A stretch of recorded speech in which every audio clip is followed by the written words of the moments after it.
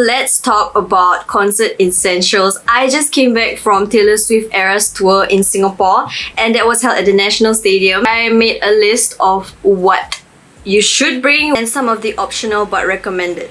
I'm going to clip my hair up. What you should bring to the concert. Number 1 is small change. When we first went there, we had this game plan to just bring cash. So me and my sister brought $30 in denominations of 10. We queued for the water. They weren't accepting cards. And the lady who was holding onto the cash, she was really panicking because there were a lot of people trying to buy. There was someone who wanted to buy 2 drinks and she only had $10. She just decided, okay, we'll buy 3 and you don't have to return any change, because at that point it was about 6:05 and Sabrina Carpenter already started singing. So we cannot wait around for any small change. Number 2, lozenges or throat soothing sweets. I brought this Himalayan pastels and strepsils. This is something that you can get at any convenience store or any drugstore pharmacy in Singapore. For example, Watson's, Guardian, 7-Eleven, NTUC, Cold Storage. All these. When you're screaming your throat out, you can damage it. I mean, yes, you're at the concert to have fun, but at the same time, some of us, we have to return to work the next day. By the end of the concert, I did lose my voice a little bit, but not to the extent. Number 3, earplug. Okay, so this is something that some people would say is optional, but I bought these orange 3M earplugs for 40 cents each on Shopee, and I'll put the link down below. At the start of the concert, I did not use these earplugs. I just wanted to see how loud it was. The National Stadium, the sound system is really loud, especially if you're seated near the sound system and the boombox. Like, you could feel it in your bones. That's how loud it is. So halfway through, I wore these and I could still hear her singing. I could still hear people cheering. And the deafening sound in my ears started to go away after a while. My sister wore them first, and then when I saw her wearing it, I was like, oh wait, it's not just me. And then I decided to wear this. So you can just pack these in your bag. I brought 2 just in case I drop them, especially since they're very small. And it's definitely recommended if you're going to many concerts. Just take care of your ears while you still can. Number 4, wet wipes, sanitizer, and dry tissue. For you may cry at a certain song that you resonate towards. Maybe not really cry, you might tear up. You might want to wipe it. You never know, someone might spill a drink onto your seat or food bits onto your seat when you're not there, if you're coming late.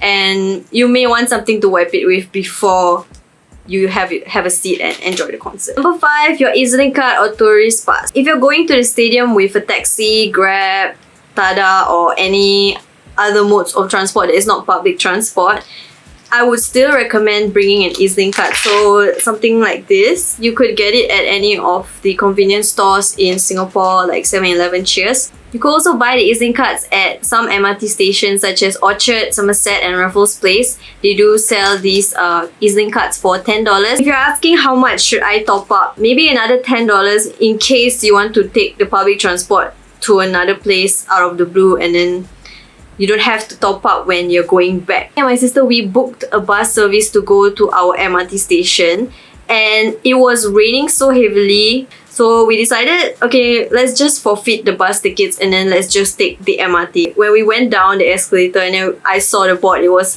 every 2 minutes there's a train coming. Just remember, if you're taking the MRT, do not run. The train is not going to go anywhere, and they will let us know when the last train is, especially since a concert this big is happening with 61,000 people. And number 6, your ticket, passport, or some sort of identification. I've seen many TikToks and videos of people going into the venue and their ticket works, but a guard or a security guard escorts them out because someone else has the same ticket as them. After they are escorted out, they will ask for some sort of identification, and the name on the ticket, that is how they will check. And this only applies for people who bought a ticket from someone else. Since there's 2 people with the same ticket and none of them have the name that is on the ticket, they're not allowed inside, so they have to just stay outside. And honestly, scammers should just stop. Next, items that are optional but recommended. Okay, so firstly, we have the power bank. I only have this large power bank. It's quite heavy. It is optional, but I do recommend it for those who are going to the venue early to get some freebies or just to go and see the event before the concert. Number 2, optional but recommended are friendship bracelets. For Taylor Swift concerts, many fans made these friendship bracelets even if they do not have a ticket, and it is part of the culture, like exchanging bracelets. But do not feel pressured to make them or buy them if you do not have the time or if you don't have the resources.